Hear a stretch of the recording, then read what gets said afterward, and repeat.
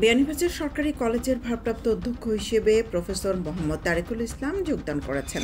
রোববার দুপুরে কলেজের শিক্ষক মিলনায়তনে নবাগত এই কলেজ প্রধানকে ফুল দিয়ে বরণ করেন সহকর্মী ও কর্মচারীরা। বিয়ানীবাজার উপজেলার বিশিষ্ট আলেম বিয়ানীবাজার উপজেলা জমিয়তের উপদেষ্টা মাওলানা খলিলুর রহমান রহমতুল্লাহ এর স্মরণে আলোচনা সভা ও দোয়া মাহফিল অনুষ্ঠিত হয়েছে। শনিবার বিয়ানীবাজার উপজেলা পরিষদের সাবেক ভাইস চেয়ারম্যান মাওলানা আব্দুল আল মামুনের বাসভবনে এ উপলক্ষে আলোচনা সভা ও দোয়া মাহফিল অনুষ্ঠিত হয়। ঈদে 9 দিনের টানা ছুটিতে সিলেটে বিভিন্ন স্বাস্থ্য কেন্দ্রে 287 জন নর্মাল ডেলিভারি হয়েছে। এ সময় জেলার 150 মা ও শিশু কল্যাণ কেন্দ্র এবং ইউনিয়ন স্বাস্থ্য ও পরিবার কল্যাণ কেন্দ্রে প্রায় 1200 নারীকে গর্ভকালীন ও প্রসবোত্তর সেবা প্রদান করা হয়েছে।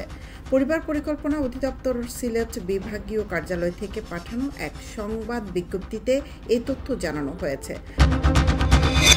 বড়লেখা উপজেলা সদরের হাজীগঞ্জ বাজার ব্যবসায়ী সমিতির যুগ্ম আহ্বায়ক পোল্ট্রি ব্যবসায়ী শামীম আহমদের বিরুদ্ধে ফ্রান্স প্রবাসী সাব্বির আহমদের কাছে মরা মোরগ বিক্রির অভিযোগ ওঠায় তাকে ব্যবসায়ী সমিতি থেকে সাময়িক বরখাস্ত করা হয়েছে।